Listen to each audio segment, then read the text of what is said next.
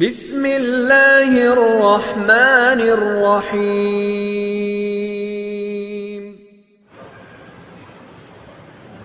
السلام علیکم ورحمۃ اللہ وبرکاتہ۔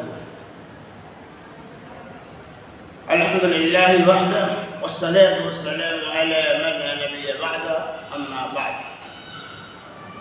عن اسماء بنت ابی یزید رضی اللہ عنہا قالت قال رسول اللہ صلی اللہ علیہ وسلم لا يحل الكذب الا ثلاث، رواہ ترمذی۔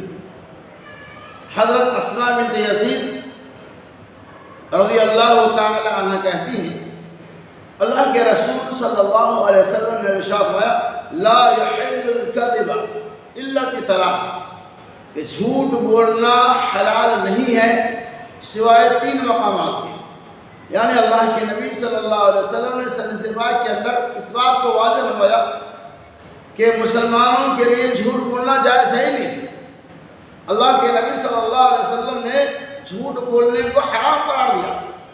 بعض روایات یہ آتی ہے آپ ہمیں جھوٹ بولنا یہ بڑے بڑے گناہوں میں شامل ہے، لیکن پھر بھی اللہ کے نبی صلی اللہ علیہ وسلم تین مقامات ایسے ہیں جہاں پہ جھوٹ بولنا جائز ہے، جھوٹ کی گنجائش ہے۔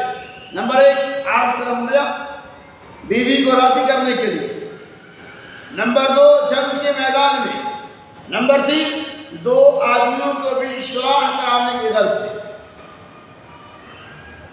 یہ تین مقامات ہیں جہاں پہ جھوٹ کی گنجائش ہے۔ نمبر ون، بیوی کو راضی کرنے۔ اس کا مطلب کیا ہوتا ہے؟ اس کا یہ مطلب نہیں ہوتا ہے کہ آپ جب چاہو بیوی کو جھوٹ بول دو اپنا کام نکال دو، ایسا نہیں ہے۔ جھوٹ بولنے کا مطلب یہ ہے کہ آپ کی شریکہ حیات کسی معاملہ میں وسیع ہے، کوئی کام یا کوئی چیز کا آپ سے ڈیمانڈ کر رہی ہے، وہ چیز آپ کی بساط میں نہیں ہے، وہ چیز آپ کے اندر ممکن ہی نہیں ہے، اور وہ وسیع ہے کہ ہمیں وہ چیز چاہیے ہی چاہیے۔ آپ کیا کریں؟ مثال کے طور پہ آپ سے آپ کی بیوی یہ کہتی ہے کہ آپ کو اپنے ماں باپ سے بات نہیں کرنی۔ اب کیا کریں گے؟ ماں باپ سے تو بات کرنا ہی ہے آپ کو، اب وہاں کیا کریں گے؟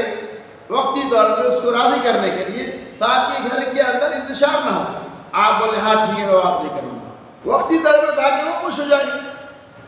اسی طرح سے کبھی کبھار کوئی ایسا چیز آپ سے وہ مانگتی ہے جو آپ کے بساط میں نہیں ہوتی، جو آپ کے طاقت و قوت سے باہر کی باتیں ہوتی ہیں، لیکن پھر بھی وہ وسیع ہے اور آپ کو یہ معلوم ہے اگر آپ اقرار نہیں کریں گے، ہاں نہیں کریں گے، تو گھر کے اندر سارا نظام برہم ہو جائے گا، گھر کے اندر کانا پھوسی ہو جائے گی، گھر کے اندر لڑائی جھگڑے کی نوبتیں آ جائیں گی۔ اس لیے کیا کریں گے آپ ہاں میں اس کام کو کر دوں گا، ہاں ایسا میں کر دوں گا، ہاں جو آپ مانگ رہے ہیں میں اسے پورا کر دوں گا۔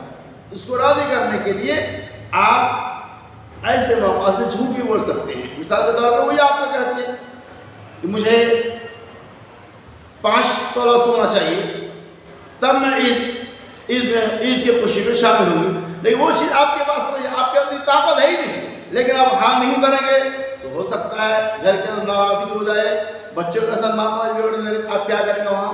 ہاں میں انشاءاللہ اس کام کو کر دوں گا۔ ایسی حالت میں آپ اپنی شریکہ حیات کو راضی کرنے کے لیے وقتی طور پہ آپ جھوٹ بول سکتے ہیں۔ اسی طرح سے میدان جنگ کے اندر جھوٹ بولنا جائے۔ کبھی کبھار یہ ہوگا کہ آپ دشمنوں کو اپنی تعداد کم بتائیں گے، اگر دشمن پوچھتا ہے آپ کی تعداد کتنی ہے، 1000 تعداد ہے، آپ وہاں 200 بتائیں گے۔ کبھی ایسا ممکن ہے، اور کبھی ایسا آپ کی تعداد 1000 ہے اور دشمن پوچھے گا تو آپ اسے 10,000 بتا سکتے ہیں، تو یہ جائز ہے۔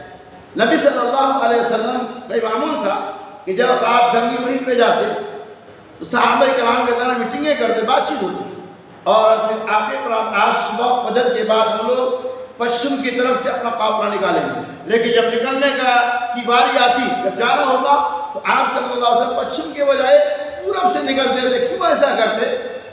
تاکہ اگر ہمارے اس مجمع کے اندر، اس میٹنگ کے اندر کوئی منافق موجود ہے وہ اعداء کو دشمنوں کو خبر نہ دے دے کہ نبی صلی اللہ علیہ وسلم اس راستے سے آنے والے ہیں، اس کو معلوم ہے کہ پورب کے پشچم کے راستے سے جانے والے ہیں، وہاں پشچم کی خبر دیں گے، تو لہٰذا نبی صلی اللہ علیہ وسلم پشچم بول کر پورب کے راستے سے نکلا کرتے تھے۔ جنگ کے میدان میں اس طرح سے آپ جھوٹ بول سکتے ہیں۔ نمبر 3، دو قوموں کے درمیان صلح کرانے کے لیے، یعنی آپ کی معمولی جھوٹ سے دو قوم کے درمیان اصلاح ہو جاتی ہے۔ میاں بیوی کے درمیان طلاق ہونے والی تھی، آپ کی معمولی جھوٹ کی وجہ سے طلاق کی نوبت نہیں آتی ہے، ایک گھر اور خاندان بس جاتا ہے۔ تو صلاح کی غرض سے آپ ایک دوسرے کے درمیان جھوٹ بھی بول سکتے ہیں۔ اللہ صلی اللہ تبارک و تعالیٰ سنی حدیث کے اوپر ہمیں اور آپ کو عمل کرنے کی توفیق عطا فرمائے۔